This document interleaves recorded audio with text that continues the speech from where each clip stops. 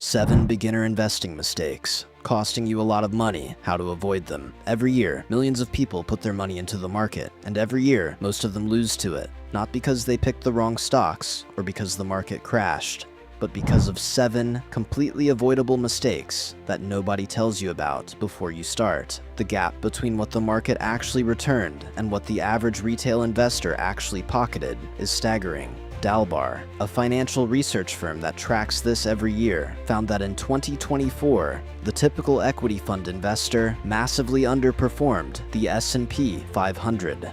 Not by a little, by hundreds of basis points, and 2021 was even worse. So here's the question: why do people who are technically investing still lose so much money? The answer isn't bad luck.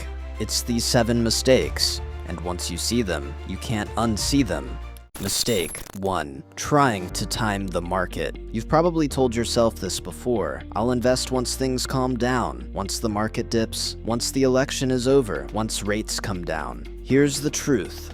That moment never comes. And while you wait, your money does nothing. The Schwab Center for Financial Research ran a study over a 20-year period ending in 2024. They created a fictional investor called Peter Perfect. Peter had impossible superpowers. He always knew exactly which day the market would hit its lowest point each year, and he invested then, every single time. Impressive results? Sure, but an investor who simply put money in on the first trading day of every year came remarkably close to Peter Perfect's returns. Both of them crushed the person who kept holding cash, waiting for the right moment. There's another angle to this. The best days in the market almost always happen right next to the worst days, during a crash or right after one. If you panic and pull out your money to avoid the bad days, you miss the recovery. JP Morgan data shows that missing just the 10 best trading days over a 20-year period in the S&P 500 cuts your returns by over half compared to staying fully invested. And here is the historical reality.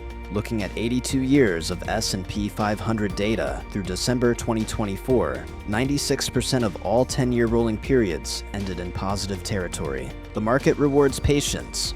It punishes the person trying to outsmart it. The fix is simple. Stop waiting, start investing. Mistake 2. Having no plan and misreading your own risk. Most beginners start investing without ever writing down one single goal. No timeline, no target, no answer to the question, what is this money actually for? That absence of a plan is what turns a normal market dip into a financial disaster. When you don't have an anchor, your emotions become your strategy. There is a key difference between risk tolerance and risk capacity. Risk tolerance is how you feel about losses. Risk capacity is how much loss your actual financial plan can handle without falling apart. Most beginners only discover their real tolerance when markets drop, and by then, they have already panicked and sold. Morgan Stanley modeled this out using real data from 1980 to 2025. An investor who stayed the course through every correction averaged roughly 10% annually. An investor who sold after a 30% drop and waited for 2 consecutive positive years to get back and averaged about 7%. That difference doesn't sound huge.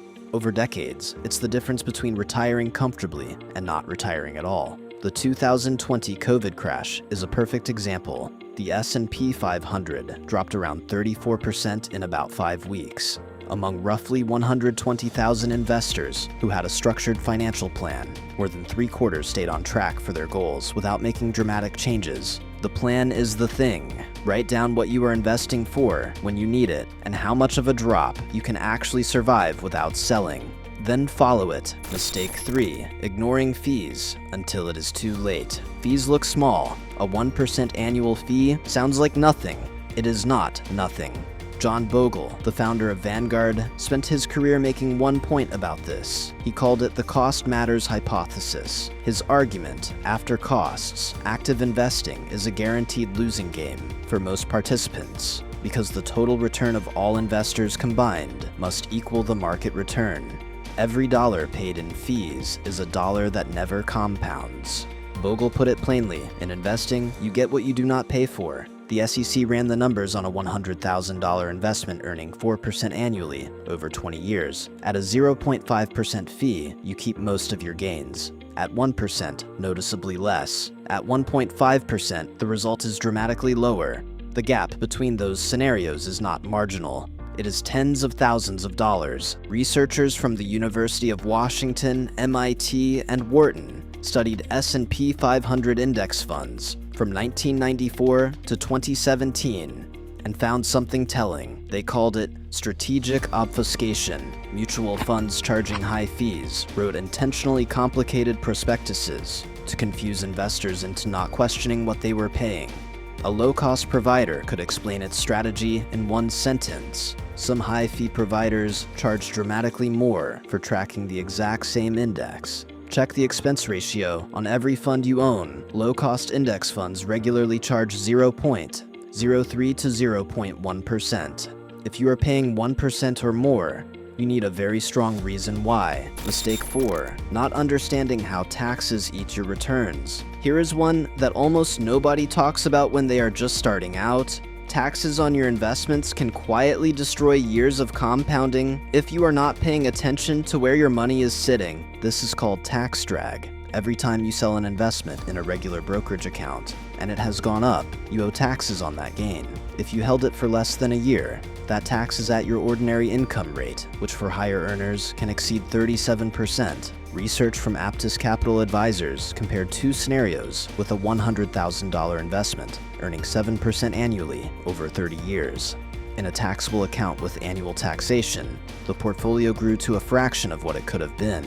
The same investment in a tax-deferred account grew dramatically more. The difference between those two outcomes, several $100,000 purely from where the money was held. Charles Schwab's research shows that even a moderate trading habit, replacing just 20% of your holdings per year in a taxable account, can reduce after-tax returns by nearly 3/4 of a percentage point annually. Over 30 years, that compounds into a massive whole. The solution has a specific order. Max out your 401k first, then your Roth IRA, then your HSA if you qualify. Only after those are funded should you put money into a regular taxable brokerage account. This order of operations alone can add hundreds of thousands of dollars to your retirement. Mistake 5. Getting diversification wrong in both directions. Diversification is one of the only free lunches in investing, but beginners get it wrong in two opposite ways. The first is concentration. You put most of your money into tech stocks because that is what has been winning. Tech companies are great businesses, but they are extremely sensitive to interest rate changes and economic conditions. When rates rise fast, high-growth tech gets hit hardest. Stacking all your bets on one sector leaves you fragile, and do not fall for the idea that famous companies are safe companies. Nokia once dominated the global mobile phone market. Kodak invented the digital camera and buried the patent. Both were household names. Both lost almost everything. Brand recognition does not protect a stock. The second mistake is what legendary fund manager Peter Lynch called worsification. That is when you buy dozens of ETFs and individual stocks just to feel diversified, without checking if they hold the same underlying companies. You end up with 12 funds that all own the same 50 stocks. You have not reduced risk.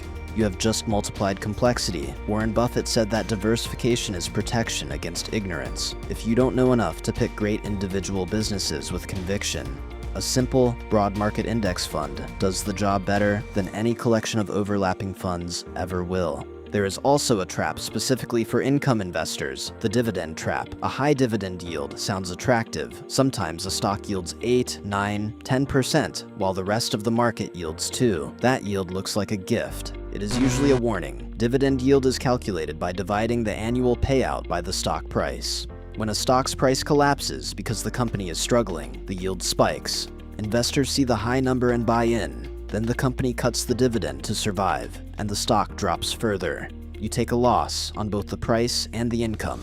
Walgreens did this to investors. So did 3M, Intel, and Harley-Davidson in recent years. Long-standing names with loyal shareholders all cut or eliminated their dividends when the fundamentals deteriorated. Before chasing any high yield, check the payout ratio. That is how much of the company's earnings are being paid out as dividends. If it is above 80 or 100%, the dividend is almost certainly not sustainable. Mistake 6. Chasing what already went up. This one is almost universal among new investors. You see a fund or a stock that returned 40% last year. You think, I want that. You put money in, and then it gives back most of those gains. Dimensional Fund Advisors studied mutual fund performance between 2005 and 2024.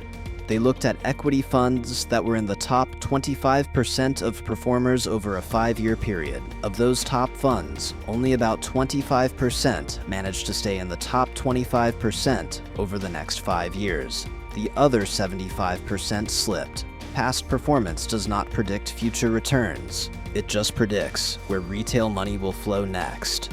There is a related pattern with the biggest stocks in the market. Researchers studied companies from 1927 to 2024 that made it into the top 10 largest US stocks by market capitalization.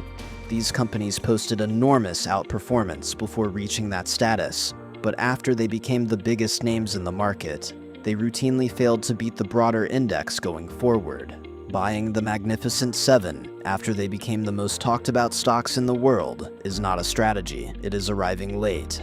And one more version of this, acting on a tip. Your brother-in-law heard something. Someone on social media is raving about a small cap stock. The problem is that when a tip reaches you, it has already reached thousands of other retail investors. You are not getting in early, you are getting in at the moment institutional money is preparing to exit. The fix is consistent: boring investing in low-cost index funds, no chasing, no tips, no rotation into whatever won last year. Mistake 7. Letting your own brain destroy your portfolio. The last mistake is the one that quietly underpins all the others.